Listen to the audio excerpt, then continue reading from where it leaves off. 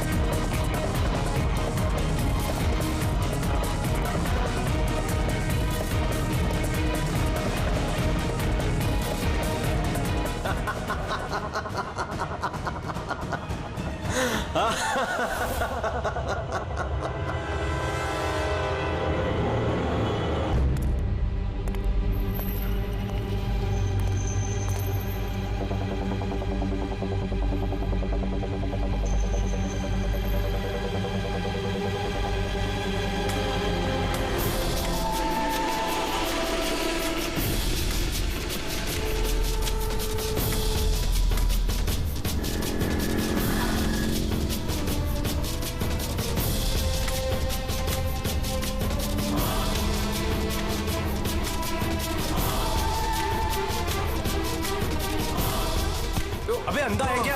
देख के नहीं चल सकता क्या? अंधा ही हूँ भाई। अरे अरे भाई सॉरी, मेरी छड़ी मुझे पता नहीं था। आपको ऐसे नहीं निकलना चाहिए, कहीं चोट लग जाएगी आपको। माफ करिए, पर मुझे ध्यान देना चाहिए। ठीक है, आराम से जाइएगा। जी जी। आप चले जाएंगे या मैं छोड़ के आऊँ? नहीं नहीं, मैं चला जाऊंगा। ठीक है। Thank you.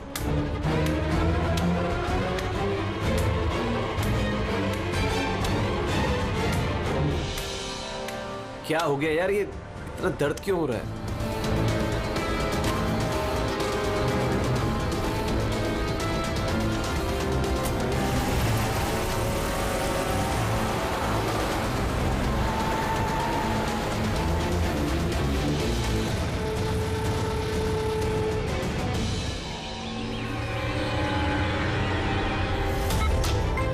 कुछ नहीं होगा रमन, तुम्हें कुछ नहीं होगा। होल्ड ऑन रमन, पैर पकड़ो। डॉक्टर इंजेक्शन, जल्दी फास्ट क्विकली। डॉक्टर इंजेक्शन दो जल्दी।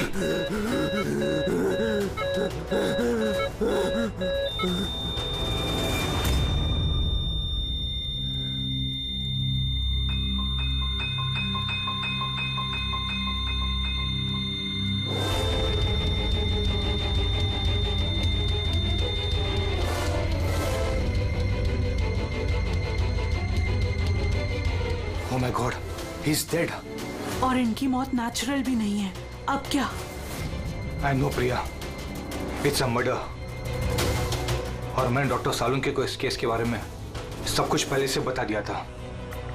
अब तक तो उन्होंने फाइंड आउट कर भी लिया होगा कि रमन की मौत की वजह क्या होगी? जहर?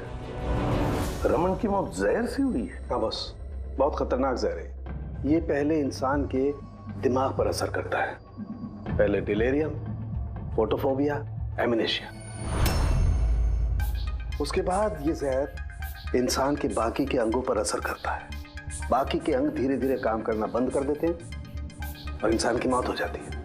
सर साहब, इसका कोई एंटीडोट तो होगा ना?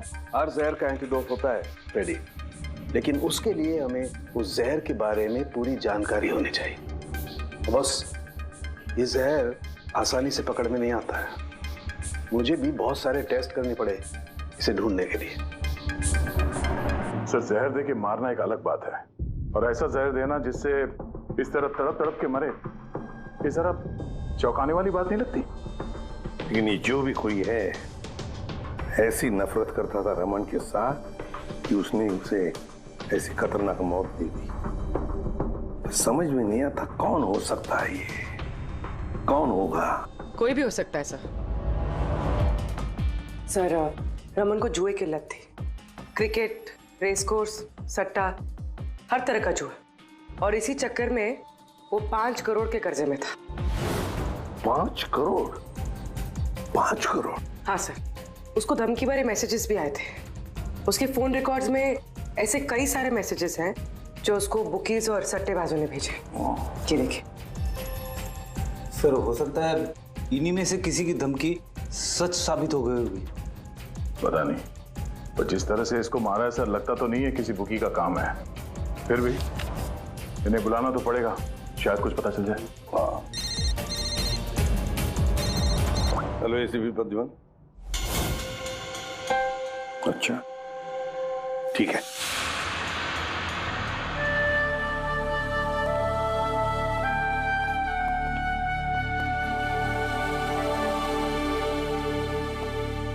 आप रमन का चचेरा भाई हितेन। हितेन, किसी ने रमन का खून कर दिया है। क्या लगता है आपको, किसने किया होगा? मुझे नहीं पता सर। बुरे काम का बुरा नतीजा। एक ना एक दिन तो ये सब होना ही था सर। अब किसने किया, कैसे किया, ये तो नहीं पता सर। लेकिन इतने सारे लोगों से दुश्मनी, इतने सारे लोगों का कर्जा, उन्हीं में से किसी ने अच्छा, आपके अलावा परिवार में इनका और कौन? माँ है इसकी, लेकिन अब वो कहाँ पर है ये मुझे नहीं पता। ठीक है हितेन, हमारी इन्वेस्टिगेशन अभी चल रही है, तो बॉडी अभी यहीं रहेगी हमारे पास। आप अपना कॉन्टैक्ट नंबर वहाँ लिखवा दीजिएगा, जरूरत पड़ेगी तो आपको तकलीफ देंगे। जी सर।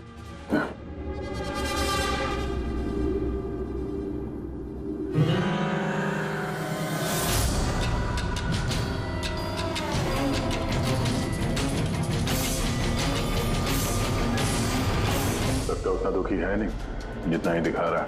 हाँ, बॉडी ले जाने की जल्दी नहीं थी, जैसे ही बोला जाओ तो निकल गया। कोई पूछताछ नहीं कब मिलेगी बॉडी। गड़बड़ है, गड़बड़ है ये हितेन, बड़ी गड़बड़ है। ऐसे लग रहा था जिसे ये बात पक्की करने आया था कि रमन मरा है या नहीं। नजर रखो उस पर। रमन, रमन बेटा, रमन क्या हुआ बेटा? रमन। मैम, आप बेटा मेरा रमन, माँ मैं इसकी वसुंधरा। बेटा क्या हुआ? मैं तो तेरा इंतजार करती रही कि तू आएगा और मुझे घर ले जाएगा एक दिन, पर तू तो इतना दूर चला गया बेटा। रमन, तो आप अपने बेटे रमन के साथ नहीं रहती थी? जी नहीं सर। आप? सर मेरा नाम मदन है। भगवान, मुझे क्यों बिठा रखा यहाँ पे? उठा लेता मुझे ही। संभालो अपने आप को। और कितना रोग इस नालायक के लिए। इसको अपनी करनी की सजा मिली है। नहीं बेटा, ऐसा मत कहो। चाहे जैसा भी था, बेटा था मेरा। क्यों, ऐसा क्या किया था इसने इनके साथ? इन्हें अपने ही घर से बाहर निकाल दिया। सड़क पर छोड़ दिया अकेले। ऐसा क्यों? बोला माँ बहुत कर्जा है, घर बेचना पड़ेगा और मेरा खर्चा भी नहीं उठा सकता, इसीलिए मुझे छोड़ दिया। और फिर क्या करती सर, ठीक से दिखाई नहीं देता, कहाँ जाती मैं, पड़ी रही फुटपाथ पे, भूखी प्यासी, बेघर बेसहारा। फिर शायद भगवान को दया आ गई और उसने उस फरिश्ते को भेज दिया। उसका चेहरा तो नहीं देखा मैंने, लेकिन उसने मुझे अपने साथ चलने के लिए कहा और मैं चली गई। एक बड़ा आदमी मुझे इसके पास ले गया। सर, दरअसल मेरी एक संस्था है, संयुक्त वृद्धाश्रम। हम वहां पर कोशिश करते हैं कि इन जैसे बुजुर्गों को घर जैसा प्यार और सम्मान मिल सके।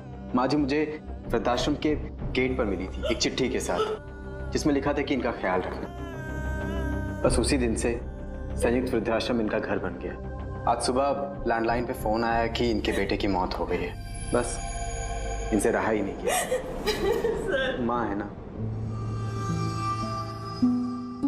मेरी आपसे विनती है, इसके कातिलों को छोड़ना मत सर, जरूर सजा दिलवाना सर, जरूर सजा दिलवाना।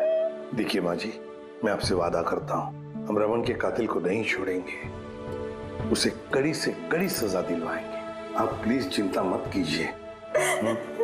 थोड़ा ख्याल रखिए अपना। मदन, इनका ख्याल रखना।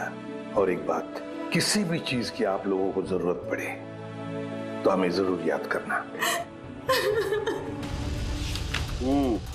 कमाल है तारिका, हॉस्पिटल के डॉक्टर्स की रिपोर्ट के हिसाब से इसकी जांघ पर ये जो निशान है ना, ये या तो किसी एलर्जी का है या फिर किसी जहरीले कीड़े मकोड़े के डंक का निशान है।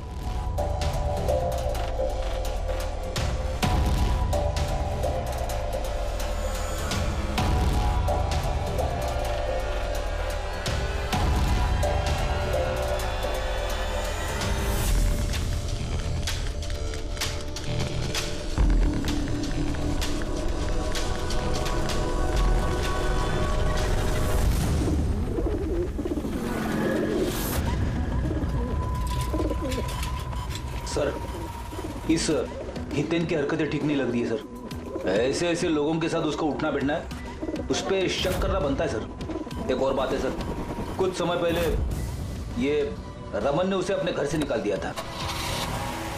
अब रमन के मरने के बाद वो उसकी प्रॉपर्टी हड़प करने की कोशिश कर रहा है सर। सर एक मिनट, यहाँ आएंगे प्लीज। सर इसके स्किन पे ना मुझे कुछ ये अजीब सा दिख रहा है।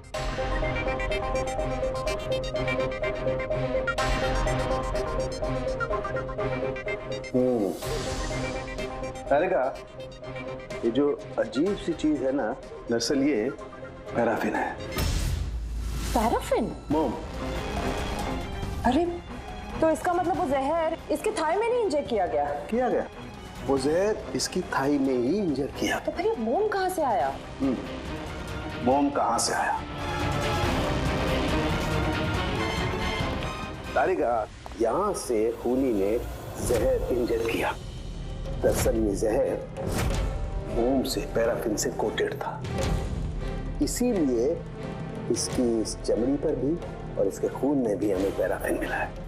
क्योंकि खूनी नहीं चाहता था कि ये जहर तुरंत इसके शरीर में जाकर के असर दिखाए, इसलिए उसने इसे कोट कर दिया। और ये जो जहर है, इसको माइन, ये एक बायो पॉइजन है, जैविक जहर। खूनी ने इसे मोम से कोट किया, इसके शरीर में इंजेक्ट किया और फिर इसके शरीर की गर्मी से मोम पिघलने लगा और वो जहर इसके खून में मिलकर के अपना असर दिखाने लगा। मतलब ये जहर किसी लिक्विड फॉर्म में नहीं, बल्कि पैलेट यानी छोटी गोली के फॉर्म में इसके शरीर में डाला गया है। एग्जैक्टली।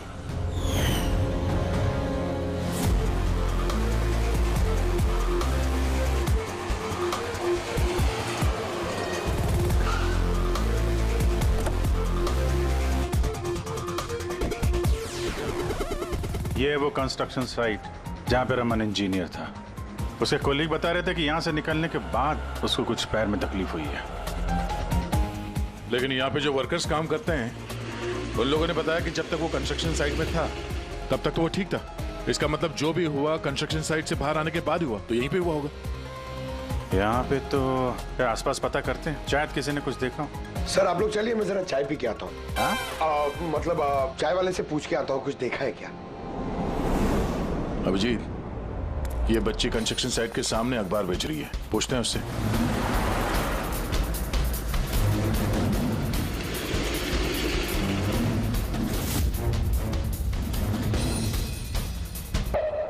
क्या नाम है बेटा आपका? चुटकी। चुटकी। अच्छा बेटा जरा ये देखो, ये फोटो देखो ध्यान से। इनको जानती हैं आप, पहचानती हैं? हाँ, ये अंकल तो हमेशा मुझसे अखबार खरीदते थे, पर 3 दिन से ये नहीं आए। तो 3 दिन पहले आपने इस अंकल को यहाँ पे देखा था? हाँ, एक आदमी के साथ ये टकरा गए थे। इनको चोट भी लगी थी। वो आदमी बहुत अजीब था। अजीब मतलब? अबे अंधा है क्या? देख के नहीं चल सकता क्या? अंधा ही हूँ भाई।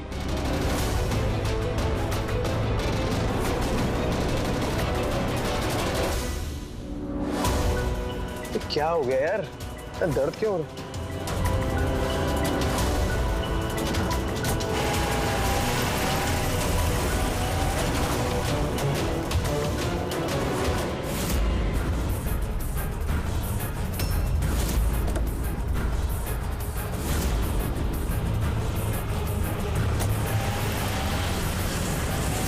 अंधा नहीं था और उसी ने हमला किया रमन पे। अच्छा बेटा, आप वो जो अंकल थे उनको पहचान सकते हो? देखा था आपने उनको ठीक से? नहीं। अच्छा वो कार का नंबर देखा आपने? नहीं अंकल, वो अंकल को कार चलाते देख मैं एकदम चौंक गई थी, इसलिए कार का नंबर याद नहीं है। पर क्या बात है अंकल, इंजीनियर अंकल ठीक तो है ना? नहीं बेटा, उन्हें कुछ नहीं हुआ। वो अभी किसी दूसरे कंस्ट्रक्शन साइट पे चले गए, अब वो यहाँ पर नहीं आएंगे। Thank you. आप इस समय अखबार बेच रही हो, स्कूल नहीं जाती आप?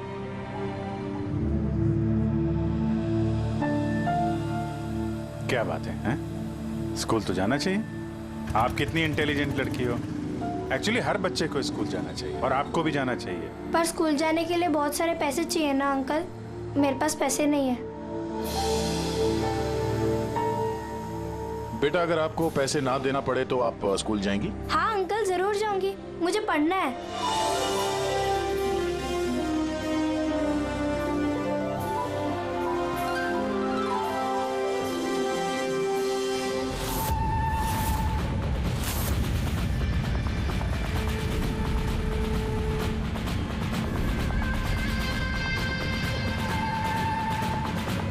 समीर अब तुम्हारी बारी। हाँ बोलो। हाँ यार, तुम्हें एक बार में समझ में नहीं आता है। देखो मैंने तुम्हें पहले भी कह दिया है कि तुम कुछ भी कर लो, मैं इस खंडहर के लिए एक कौड़ी भी खर्च नहीं करने वाला।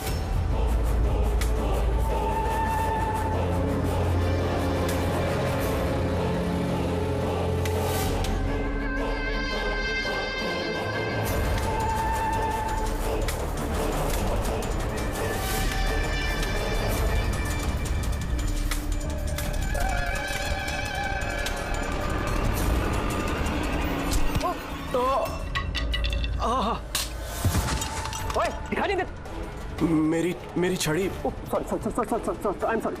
मेरी छड़ी। सॉरी। अब आपको कहीं लगी तो नहीं? आप ठीक है ना? मैं आपको कहीं ड्रॉप कर दूं? नहीं नहीं, मैं ठीक हूँ, मैं चला जाऊंगा। आप ठीक है ना? नहीं, I'm okay। आप संभाल के जाइए। हाँ जी, आप संभाल के जाइए। Okay, thank you.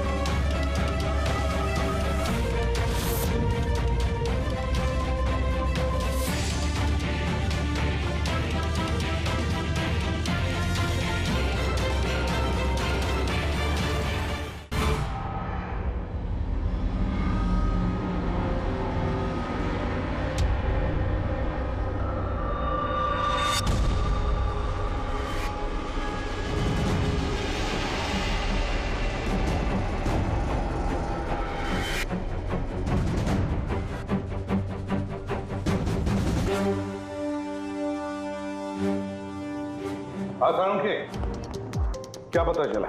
बस इस आदमी को जो जहर दिया गया ना, वो भी किसी पौधे से ही बनाया गया है। क्या? ये भी किसी पौधे से? हाँ बस, लेकिन ये कौन सा जहर है, ये अभी तारिका पता कर रही है। इस जहर का नाम है रिकिनस कम्युनिस, और ये जहर पहले वाले जहर से भी बहुत ज्यादा तेज और खतरनाक है। रिकिनस? ये किसी पौधे का नाम है क्या? हाँ फ्रेडी, ये किसी पौधे का नाम है, और बॉस ये कोई आम पौधा नहीं है, बहुत मुश्किल से मिलता है। और खूनी जो कोई भी हो बॉस, उसे पौधों के बारे में बड़ी अच्छी जानकारी है। हाँ, जानकारी तो होनी चाहिए पौधों के बारे में, तभी तो। लेकिन सर, इन हत्याओं की वजह क्या है? ना तो हमें रमन की हत्या का कारण पता है और ना समीर का, और दूर दूर तक इन दोनों का एक दूसरे से कोई संबंध ही नहीं है। सर, समीर और रमन के बीच में एक चीज तो कॉमन है। क्या? माय गॉड, तो ये है वो कड़ी जो समीर और रमन को जोड़ती है?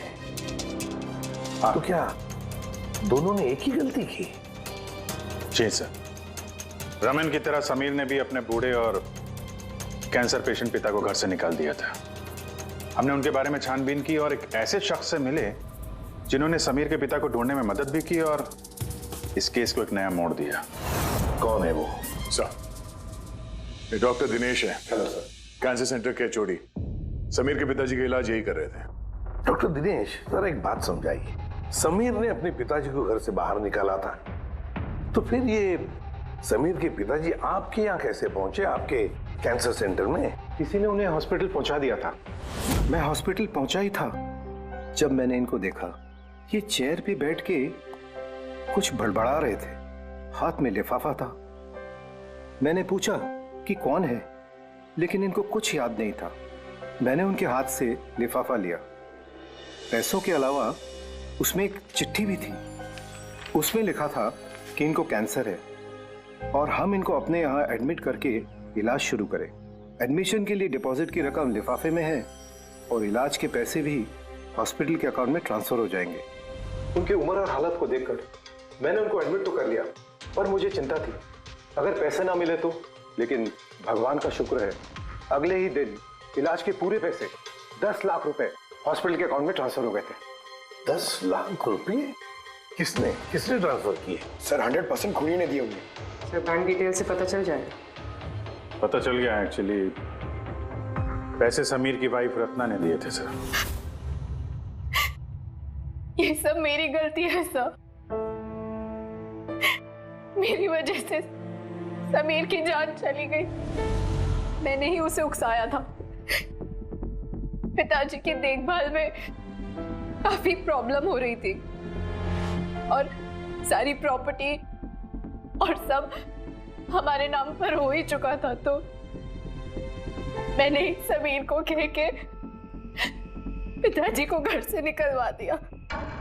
शर्म नहीं आती तुम्हें? समीर के पिता तुम्हारे भी पिता समान थे, उनको ही घर से निकाल दिया। तो ये सब करने के बाद फिर उनकी इलाज के लिए 10 लाख रुपए क्यों दिए? मुझे किसी ने धमकी दी थी सर कि अगर पिताजी के इलाज के लिए 10 लाख रुपए नहीं दिए तो वो समीर को और मुझे मार देंगे। सर, मैंने उन्हें 10 लाख रुपए दे दिए, फिर भी उन्होंने समीर को मार दिया। और अभी भी कहा है कि अगर हर महीने पिताजी के इलाज के लिए 50,000 रुपए नहीं दिए तो वो मुझे भी मार देंगे। किसी पे शक है तुम्हें? नहीं। उसके बारे में कुछ याद है?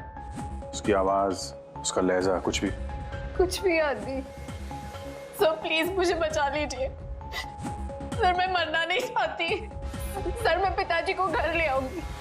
मैं उनकी पूरी देखभाल करूंगी, पूरी कोई तकलीफ नहीं होगी। सर, आप प्लीज मुझे बचा लीजिए। घबराओ मत। सर, प्लीज मुझे बचा। कुछ नहीं होने देंगे तुम्हें हम। तो भी जिस नंबर से इसे धमकी भरे कॉल आते थे, और नंबर ले लो और पता करो कहाँ का है। आप चलिए।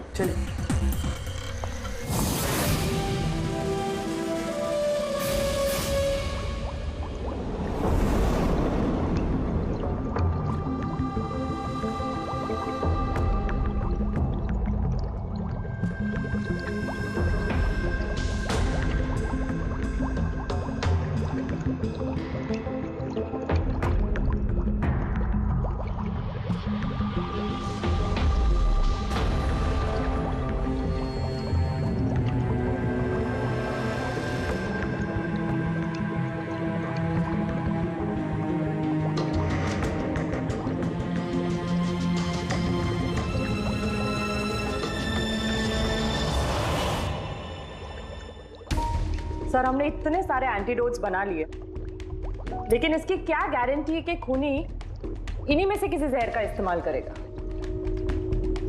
अब कुछ भी हो जाए, हम खूनी का दिमाग तो नहीं पढ़ सकते ना। तुम्हारी बात बिल्कुल ठीक है तारिका, लेकिन एक बात समझो, खूनी इन पौधों का जहर निकाल करके इस्तेमाल कर रहा है, इन पौधों का, पहले से भी ज्यादा तेज हर बार। तो हमें हमेशा चौकन्ना रहना पड़ेगा, पता नहीं वो अगली बार कौन से पौधे का जहर किस पर इस्तेमाल करे, पता नहीं किस पर, कब, कहां, कैसे, किस पौधे का, पता नहीं।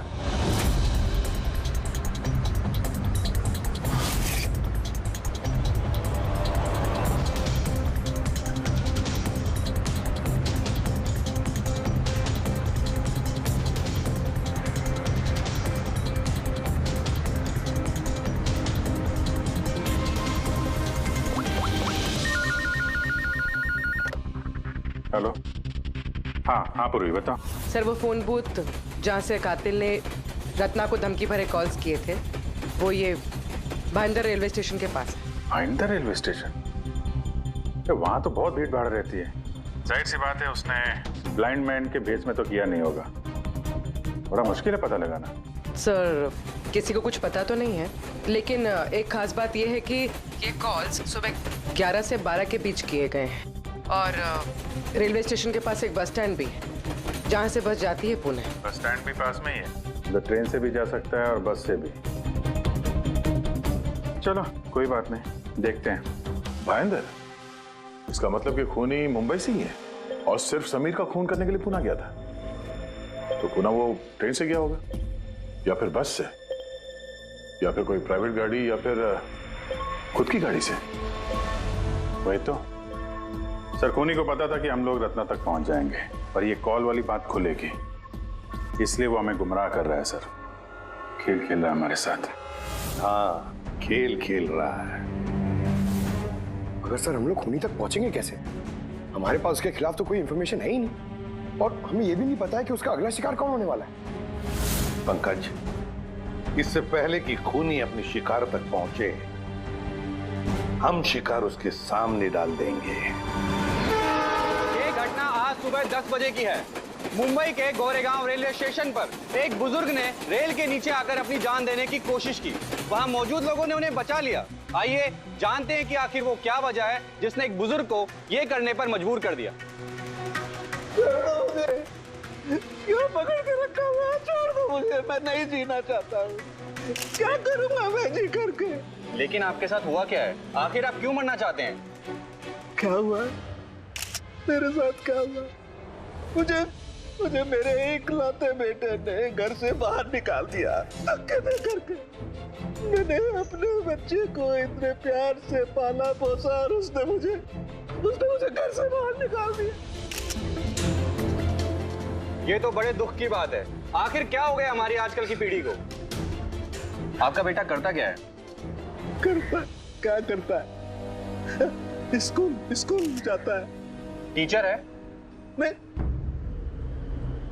पढ़ता है, स्कूल में पढ़ता है। अभी 8 साल का ही तो है। जी क्या कहा आपने? क्या कहा मैंने? आपका बेटा कितने साल का है?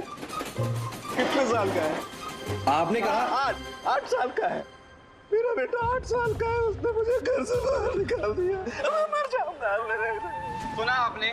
इनका दावा है कि इनके 8 साल के बेटे ने इनको घर से बाहर निकाल दिया। आखिर क्या वजह है? कौन है ये 8 साल का बच्चा? रेल की पटरी पर जान देने की कोशिश करने वाले बुजुर्ग के 8 साल के बेटे का पता चल गया है। वो दरअसल 33 साल का सॉफ्टवेयर इंजीनियर है। बुजुर्ग की दिमागी हालत ठीक नहीं है, इसलिए अब भी वो उसे 8 साल का बच्चा ही समझते हैं। उनका बेटा अमेरिका में रहता है और उसने उन्हें घर से बाहर निकाल दिया है। उसके बाद ही बुजुर्ग ने अपनी जान देने की कोशिश की। आइए उनके बेटे से ही पूछते कि उन्होंने आखिर ऐसा क्यों किया।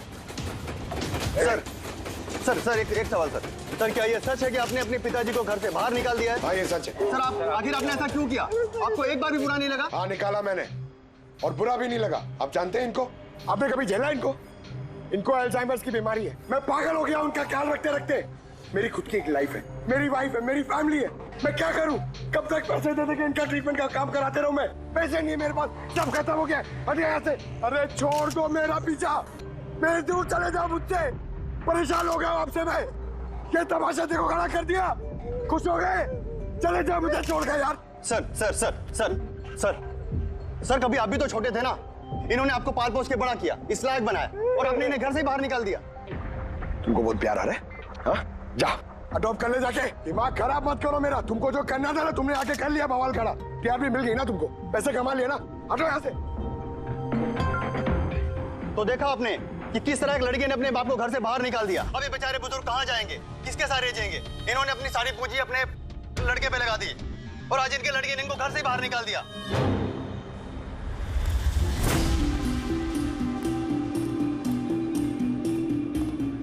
बड़े बच्चे गुब्बारे गुब्बारे ले लो जल्दी, गुब्बारे वाला गुब्बारे ले लो। अरे बेटा गुब्बारे गुब्बारे गुब्बारे ले लो, गुब्बारे वाला गुब्बारे ले लो, गुब्बारे गुब्बारे ले लो, गुब्बारे गुब्बारे ले लो बेटा, गुब्बारे गुब्बारे ले लो, गुब्बारे गुब्बारे वाला गुब्बारे गुब्बारे ले लो।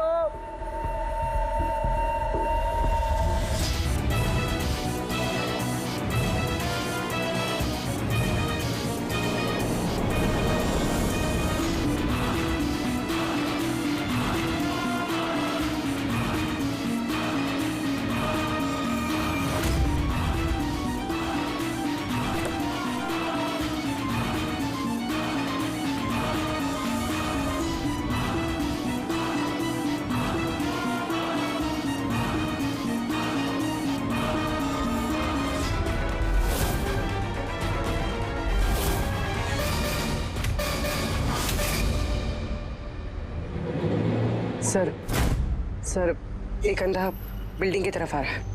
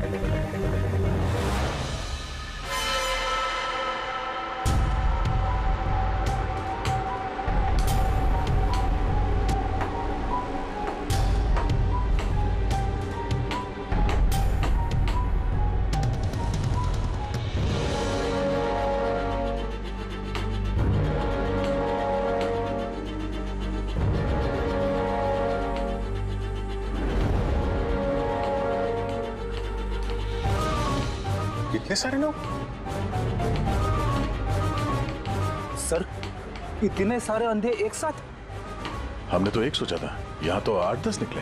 लगता है ये कोई चाल है। एक मिनट आप लोग रुकिए। एक मिनट, यहाँ कैसे आ गए आप लोग? आइए। ये आप तब कहाँ आए आप लोग? यहाँ क्या बात है? क्या हुआ? यहाँ आंखों का फ्री चेकअप होने वाला है। संपत है आप? संपत? उसने ही बुलाया था हम लोगों को। देखिए यहाँ पे ऐसा कोई शिविर नहीं है। कौन संपत कौन है? किसने बुलाया आपको? उसने ही तो बुलाया था यहाँ।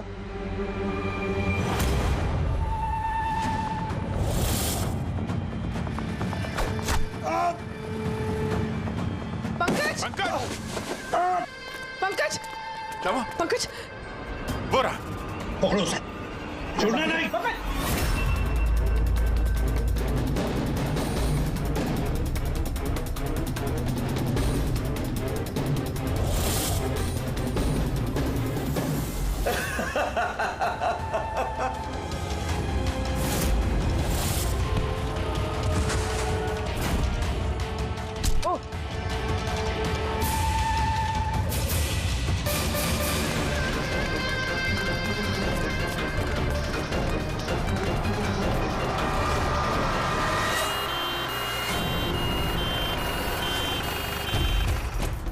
आजा, जल्दी आजा।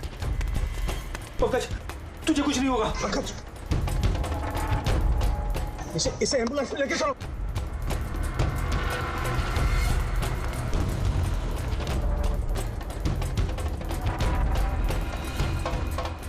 पंकज, पंकज, तुझे कुछ नहीं होगा। पंकज, तारिका ये लो, इससे जहर का पता करो। अगर जहर का पता नहीं चला तो हम एंटीडोट नहीं दे पाएंगे। मेरी बात सुन रहे हो तुम? सुना नहीं है पंकज, आंखें बंद मत होने देना। आदिश, हमारे पास इसका एंटीडोट हो, वरना हमें इसे हॉस्पिटल ले जाना पड़ेगा। एंड आई एम श्योर ये वाला जहर पहले वाले जहर से बहुत ज्यादा स्ट्रॉन्ग है। तारिका एक काम करो, नेशनल बायो सेंटर को फोन करो और उसे लाइन पर रखो।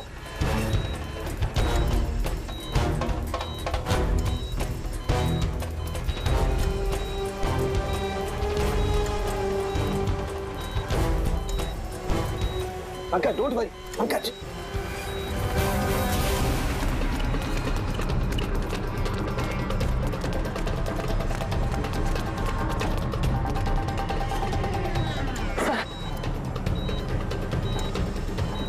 ओह माय गॉड, ये नहीं हो सकता है। और सूत्र तो जहर ही बदल दिया। लेकिन सर हमारे पास इतने सारे एंटीडोट्स हैं, कोई ना कोई तो काम करेगा ना। कोई काम नहीं करेगा बॉस, ये पौधे का जहर ही नहीं है, उसने जहर बिल्कुल बदल दिया है। अब क्या होगा सौरभ? करना कुछ यार। पंकज, पंकज कीप ब्रीदिंग, सब ठीक हो जाएगा। हाँ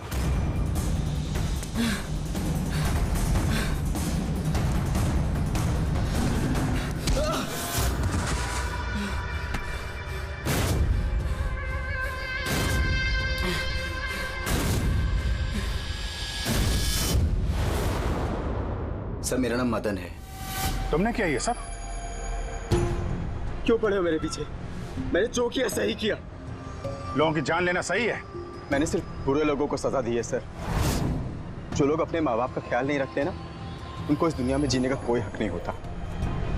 जब मेरी माँ की मौत हुई थी तो मेरी दुनिया उछल गई थी। उसी वक्त मैंने इस संयुक्त वृद्धाश्रम की शुरुआत की थी। सर, वहां पर जितने भी बुजुर्ग माँ बाप आते हैं ना, सब अपने बच्चों के सताए हुए होते हैं। ये देखकर मेरा खून खौल जाता है। मैंने उसी वक्त ये फैसला किया था कि मैं इन सबको सबक सिखाऊंगा, इसीलिए मैं मार देता हूं इनको। क्या गलत किया मैं? सर कुछ करो सर। कुछ नहीं कर सकते जब तक उस जहर का कंपोजिशन नहीं पता लगेगा फ्रेडी, हम कुछ भी नहीं कर सकते। अगर इसे गलत एंटीडोट दे दिया तो ज्यादा खतरनाक होगा यार। सर, पंकज की हालत तो बिगड़ती जा रही है। सर, पल्स गिर रही है, हॉस्पिटल ले जाना पड़ेगा। हॉस्पिटल जाके कुछ नहीं होगा, हमारे पास इतना वक्त नहीं है तो वहां जाकर टेस्ट करें। मुझे नाम चाहिए यार। पंकज। हेलो। हाँ सर, हाँ सर, पकड़ा गया। सर, खूनी मदन है। हाँ, जहर हम पता करते हैं। कभी पता नहीं चलेगा तुमको, कभी पता नहीं चलेगा तुम लोगों को। उसने भी पापा को सताया। मदन, गाड़ी। Oh no, Madan Madan Madan Madan, ambulance बुलाना पड़ेगा जल्दी। नहीं सर, कोई फायदा नहीं है। मेरा काम हो गया है। नहीं मदन, मान लिया तुमने उन लोगों के साथ जो कुछ भी किया, मान लिया, लेकिन तुमने जिसे वो जहर चुबाया है वो बेगुनाह है, निर्दोष है, उसने कुछ नहीं किया। वो तो हमारी चाल थी तुम तक पहुंचने के लिए। वो जहर कौन सा बताओ? हाँ प्लीज। हाँ बोलो। B T X. सब, उस जहर का नाम BTX है। सारंग, जहर का नाम है BTX। पंकज,